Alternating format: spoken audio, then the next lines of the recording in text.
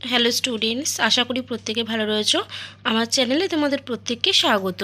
আজকে আমাদের আলোচনার বিষয় হলো ষষ্ঠ শ্রেণীর ইংলিশ লেসন 3 দ্য রেইনবো, যেটা লিখেছেন ক্রিস্টিনা জর্জিলা রসেটি।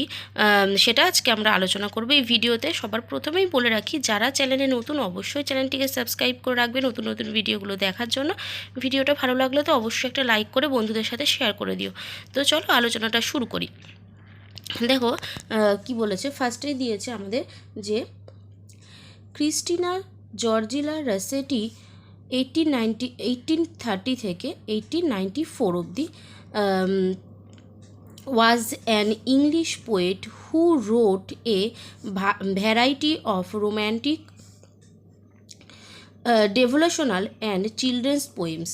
তাই কি বলছে, ক্রিস্টিনা জর্জিলা রসেটি ছিলেন একজন ইংরেজ কবি যিনি বিভিন্ন রকমের অনুভূতিপ্রবণ, ভক্তিমূলক এবং শিশুদের জন্য কবিতা লিখেছেন। She is perhaps best known for her poem Goblin market. তাহলে কি বলছে, সম্ভবত তার কবিতা গবলিন মার্কেটের জন্য তিনি সবচেয়ে বেশি পরিচিত। এবার চলে আসছি আমরা পরেরটায়। 1 নম্বরে কি বলেছে, fill in the blanks with suitable words. First কি দিয়েছে, we see clouds in the dash. আমরা মেঘ কোথায় দেখতে পাই, তাহলে কি লিখবো, we see clouds in the sky. আমরা আকাশে মেঘ দেখতে পাই। নেক্সট দিয়েছে, the sky gets clear after dash. আকাশ কখন পরিষ্কার হয়ে যায় না, বৃষ্টির পর। তাহলে কি লিখবো, the sky gets clear after rain. Next বলেছে, an arrow is shot from dash from a dash. তাহলে কি লিখবো, এটা হবে বো মানে হচ্ছে, আচ্ছা কি বলছে, an arrow is shot from a বো, ধনুক থেকে তীর ছোড়া হয়। ঠিক আছে, তারপরে বলেছে, white is the dash of piece. তাহলে কি লিখবো, এটা লিখবো, white is the symbol of piece. সাদা হলো শান্তির প্রতীক। এবার চলে আসছি 2 নম্বরে, বলছে লুক অ্যাট দ্য পিকচার। পিকচারটা দেখো, কি দেখতে পাচ্ছি পিকচারটায় না, আকাশে খুব মেঘ করেছে তো সেখান থেকে বৃষ্টি হচ্ছে। আর একটা কি দেখতে পাচ্ছি না, একটা ধনুক দেখতে পাচ্ছি আমরা। এবার কি বলেছে দেখো, which particular word comes your mind after seeing the 2 pictures, write it down in the given box. বলছে নিচে এই দুটি ছবি দেখার পর কোন বিশেষ শব্দটি তোমার মনে আসে নিচের বাক্সের মধ্যে সেটা লিখতে বলেছে। তাহলে এটা আমরা কি লিখব, এটা আমরা লিখব রেইনবো। রেইন আর হচ্ছে বো, তাহলে কি হচ্ছে রেইনবো লিখবো, অর্থাৎ হচ্ছে রামধনু। তাহলে এখানে কি লিখে দেবো, রেইনবো। ঠিক আছে, রেইন মানে বৃষ্টি আর বো মনে হচ্ছে ধনুক। এবার চলে আসলাম আমরা পেজ নম্বর 31-এ, কবিতাটা স্টার্ট করব। দ্য রেইনবো অর্থাৎ রামধনু। কি বলছে, boat sail on the rivers and ship sail on the seas, but clouds that sail across the sky are prettier than this. There are bridges on the rivers as pretty as you place, but the bow that breathes heaven and overtops the trees and builds a road from earth to sky is prettier far than this.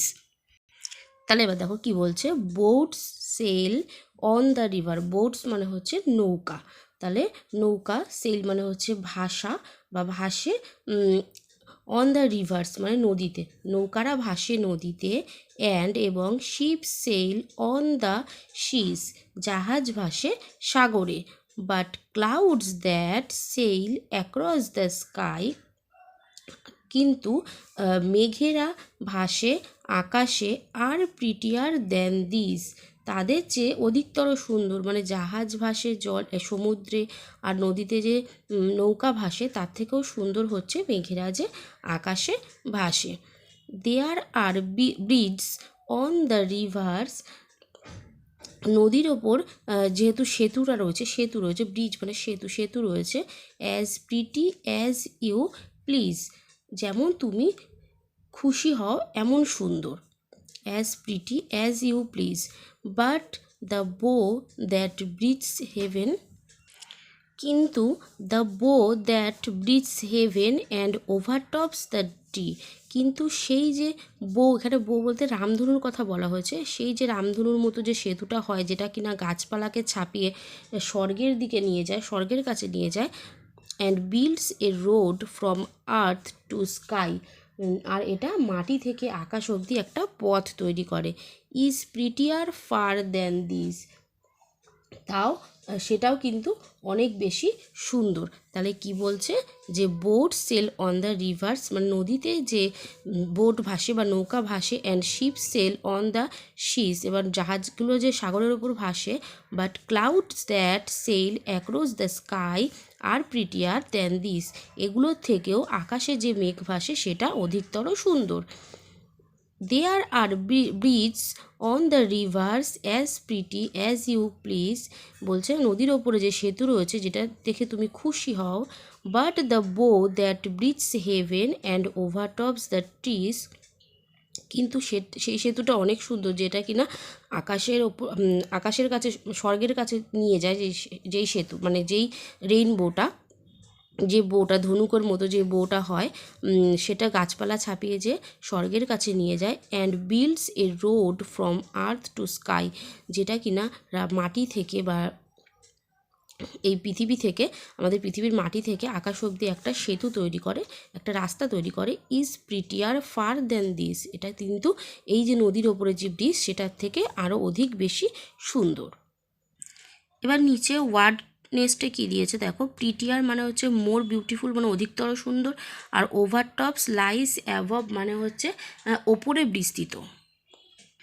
এবার চলে আসছি দেখো আমরা activity 1-এ কী বলছে, tick the correct alternative, সঠিক উত্তরটা মাথায় tick চিহ্ন দিতে বলেছে। Ships sail on the pond lake না সি, তাহলে শিপস সেল অন দ্য কী হবে, জাহাজ কোথায় ভাসে না জাহাজ ভাসে সমুদ্রে, এটা হবে sea. Clouds are prettier than rain and sky, boats and ships না রিভার্স অ্যান্ড সিস, তাহলে ক্লাউডস আর প্রিটিয়ার দেন, মেঘরা অধিক বেশি সুন্দর কার থেকে না এই যে জাহাজ ভাসছে আর নৌকা ভাসছে তার থেকেও সুন্দর, তাহলে কি হবে বোটস অ্যান্ড শিপস হবে। নেক্সট বলেছে the poet talks about a বো দ্যাট ব্রিথস হেভেন, সি না রিভার, তাহলে এটা কি হবে হেভেন। বইয়ের যে বউটার কথা বলেছে সেটা, সেই বইয়ের ব্রিজটা কোন অবধি বিস্তৃত না স্বর্গ অবধি।